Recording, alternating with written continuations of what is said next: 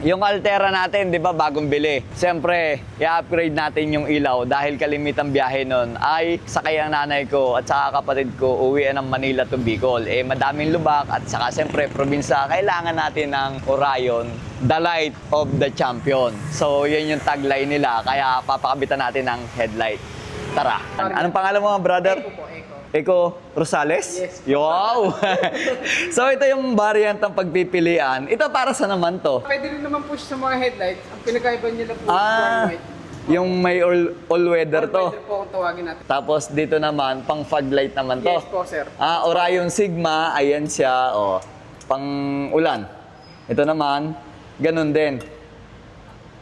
Pang fog light siya na Para po sa mga ulan, fog. para sa tsaka mga fog at saka Yes po, boss. ulan. Ito yung magkakaiba yung variant. Mamimili na lang kayo. Kumbaga Sigma, Alpha at saka HBN. Ganun din dito. At ang napili ko para sa ating headlight ay ito. Ito yung pinaka malakas. Top of the line namin. Ang pagkakaiba lang nung Altera natin ay dalawa. Dalawa po. Hiwalay po. Hiwalay yung low beam at saka high beam. Magastos. Ba't di pa ba pinag-isa yun?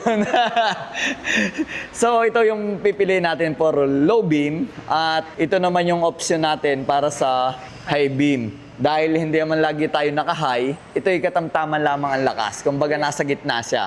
Ito ang pipiliin natin. Sa mga magtatanong, magkano bang presyo? Naka-fix ba?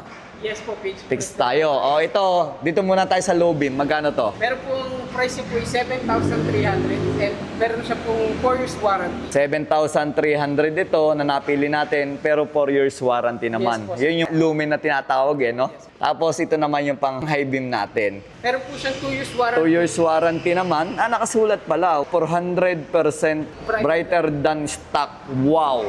Yes po. Ito naman, 4 years warranty pero 700 naman. Brighter than stock. Hindi na siguro makakatanggi. Kabit na natin. Papakita ko sa inyo yung stock ng ito, ating headlight. Pakibuhay, Eko. Yun. Oh. Tapos pakihay mo naman. Oh, nag-high lang yung kaliwa. High yan, high. Yung kanan naman, sira na. Pundido na yung high niya. Ito, meron pang high. Paki-low. Low beam, o yan. Ito yung stock, madilaw. Palitan na natin. After na may kabit yung bulb ng headlight. So, ayan. Yung low beam, akala ko kung ano lang yung nakalagay dito. Ito pala, relays. Railing to ng pang-adjust ng tama at buga ng ilaw. Ito, low beam sa kaliwa. Ang target niya, i-adjust yan. Mapapansin nyo, yung dark at saka yung bright sa baba, kailangan mag-zero. Tsaka yung dito, ito yung sentro. Yan, yung dot na yan. Sa mas mataas yan dito ng mga 0.5, sir. Sa bandang Pag kabila. sa passenger, sir, na side na ilaw. Dapat para mas yan mataas. Sa mga signages, sa mga pedestrian, sa mga tatawid, kailangan, sir, malayo pa lang makikita nyo na. So, mas mababa dapat sa mga drivers ng mga 0.5 para sa lubong isa, hindi kayo makasilaw. So, hindi dapat pantay, sir, yung standard na line ng LTO, sir. So, kaya lahat ng oil is LTO at kahit malakas yung ilaw natin kasi hindi tayo nakakasilaw yung malubong. Tsaka, wala tayong possibilities na masita ng LTO kasi susunod natin yung guidelines nila. Okay.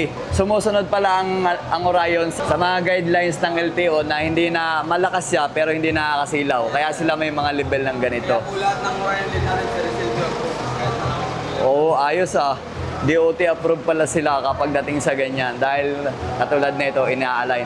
Akala ko kung ano lang yan, release na yan. yan ang tawag dito sa laser alignment. So itong machine na to, ang tawag dito ay laser beam alignment. Ayos pala to, nasusukat yung buga. Katulad niyan, level na. Ayan yung buga ng high beam. Ayos no? Ang ganda ng buga. Solid. Pakibuhay nga na aking pag-light.